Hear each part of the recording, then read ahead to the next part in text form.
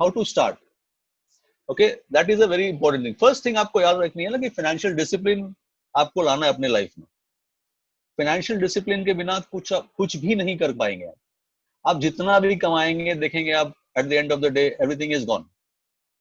Financial discipline लाने का first step क्या है? You have to understand and everything will start step by step.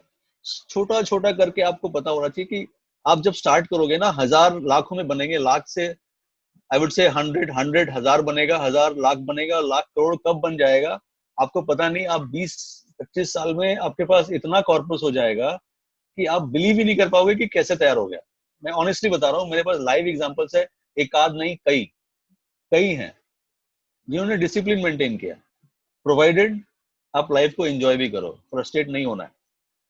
आप फ्रस्ट्रेट सब पैसा बचाओ बचाओ बचाओ करते रहोगे तो सब ऐसा फ्रस्ट्रेट हो जाओगे कि पैसा सब कहाँ चला जाएगा आपको समझ में ही नहीं आएगा।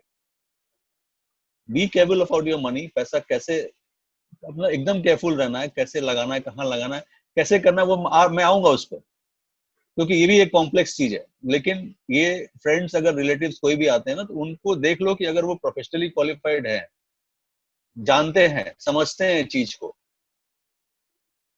तो जैसे जैसे कि मान लीजिए वो CFP है, सर्टिफाइड फाइनेंशियल प्लानर हैं, या फिर चार्टर्ड अकाउंटेंट है, या CWA है, कितने, तो उनको प्लीज उनकी बातें सुनो। मेरा इन्वेस्टमेंट कहाँ करना है मैं वही जाऊंगा। आप क्या, अगर आपका तबियत खराब होता है तो फ्रेंड के पास नहीं जाते, उनसे पूछते हो कि भाई मुझे कौन सा डॉक्टर के पास जाऊं, लेकिन उनका इलाज आप नहीं मानते हो। हाँ, हल्का फुल्का सर दर्द है तो आप मान लेते हो, लेकिन कोई सीरियस प्रॉब्लम होता है तो आप नहीं मानते, आप डॉक्टर के पास ही जाते हो। तो money is your hard earn money, तो you have to be very careful about it. और लेट मी स्टार्ट अबाउट एक ग्रैंडफादर स्टोरी बताता हूँ आपको, कैसे आप अपना डिसिप्लिन लाओगे। एक दादाजी थे, वो उनका जब पोता बड़ा हुआ, कॉलेज जाना स्टार्ट किया, तो उन्होंने उसको एक एक्स अमाउंट ऑफ पैसा दिया और बोला कि बेटा इसका 80% तुझे किसी भी हाल में खर्च करना है। हर मंथ उसे पॉकेट मनी दिया करते थे और 20% बचाना है। तो वो आराम से 80% खर्च करता था, दादाजी का पूरा दिया हुआ पैसा, फुल टू मजा मस्ती। और एवरी मंथ उसको मिलता था एक्स अमाउंट ऑफ मनी, और 20% वापस दादाजी को दे दिया करता। फिर मुझे एक्स अमाउंट मिला, तो ऐसे करते करते 1 साल चला गया।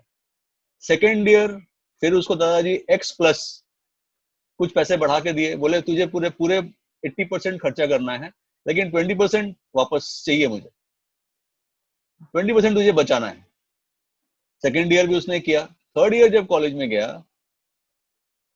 तो फिर दादाजी ने पैसा बढ़ाया। तो बढ़ाने के बाद वो फर्स्ट मंथ में बंदे ने 80% तो खर्चा कर दिया, सेकेंड मंथ में फिर खर्चा किया, थर्ड मंथ में वो नहीं खर्च कर पाया। वह दादाजी, वो बहुत कॉम्प्लेक्स सिचुएशन हो गई उसके लिए। वो दादाजी के पास वापस गया, दादाजी मैं तो 80% खर्चा ही नहीं कर पा रहा हूँ। तो कितना खर्चा कर पाया? बोला मैं 50% कर पाया। बोला क्यों? तो मुझे समझ में नहीं आ रहा मैं कहाँ खर्च करूं। तो दादाजी बोले कि बेटा मैं इसी दिन का इंतजार कर रहा था कि अब तुझे पैसे की ज्ञान हो गई, अब तू एंजॉय कर लिया, अब तेरी टाइम आ गई, तू अब पैसे कैसे बचाना है तुझे पता है। तो नाउ यू कैन रिलेट मैं क्या बोल रहा था कि 10% जो पैसा है ना आपका, वो आपको हर मंथ खर्चा करना है अपने ऊपर। नहीं करोगे तो फिर आपको खर्च करने का, किसी दिन आप जाओगे ना तो 50% ऑफ योर मंथली इनकम आप खर्च करके आ जाओगे। तो 10% करना है। अब इसी तरह से हम लोग का एक बेसिक फंडा आप बना लो कि 50% ऑफ योर मनी आपका एसेंशियल्स, मतलब एसेंशियल्स जो होता है ना, कि खाना पीना, तरकारी सब्जी, रेंट, बिजली का बिल, वो वहां खर्च करना है। 20% आपको सेव करना है। 20% सेव करना है, कहाँ करना है, कैसे करना है, वो बाद में। 30% आपका कुछ जो कंटिजेंसी प्लानिंग है उसमें जाना है, करेक्ट। और लेट्स से, सॉरी मैं 10% मिस आउट कर गया, 20% कंटिजेंसी प्लानिंग है, उसमें जाना है। कैसे जाना है, क्या करना है, मैं उसमें यार बाद में आऊंगा। तो अब ये डिसिप्लिन आप कैसे लाओगे? मैं अपनी बताता हूँ। जब मैं ये रियलाइज किया कि मैं पूरा इनडिसिप्लिन हूँ, तो मैंने क्या किया था, तब मैं जॉब में था। तो जिस जिस दिन मेरी सैलरी आती थी ना, मैं ऑटो डेबिट कर दिया था। कि मेरा ऑटो डेबिट 3 अकाउंट में था मेरे।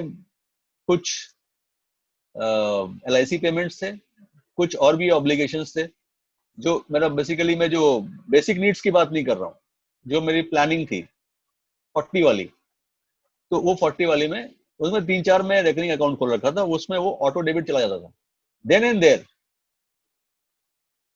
उसमें कोई टच नहीं होना। अब बच गया 60%, तो 10% एंजॉय करना, और 50% से अपने फैमिली का जो भी है, दाल चावल रोटी कपड़ा और मकान, सिंपल सी बात, रोटी कपड़ा और मकान में चलाना है। ये डिसिप्लिन, ये आपको अपने अंदर लाना है। अब कोई बोलेगा सर मैं तो नहीं कर पाऊंगा, ये मेरे से पॉसिबल नहीं है। मैं बताता हूँ, अगर आप ये नहीं करना स्टार्ट किए तो लाइफ में कभी भी आप नहीं कर पाओगे, कभी भी इस प्रॉब्लम से आप नहीं निकल पाओगे। आपको इसको आज से ही इंप्लीमेंट करना है।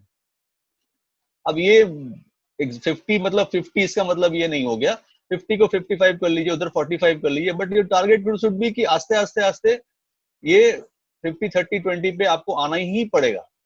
नहीं तो ये जो go to office come back home, go to office come back home, go to office come back home, go to office come back home जो आपका लगा है ना, वो लगा ही रहेगा। रैट रेस कभी खत्म नहीं होगा, और आपको हमेशा लगेगा कि कमी ही कमी लगा हुआ है मेरे लाइफ में। So what is more important is financial discipline. तो आपको 50-30-20 ये बहुत सिंपल याद रहेगा। 50 लेट्स, और इसको बोलते हैं 50-20-20-10। बेस्ट तरीका ये है कि मूवी वूवी तो कितना कितना देखोगे, उसको बचा लो। हर 6 मंथ्स में कहीं वेकेशन में जाओ, फैमिली गेट टुगेदर्स कर लो, कहीं फैमिली के साथ कहीं घूमने जाओ, फ्रेंड्स के साथ घूमने जाओ।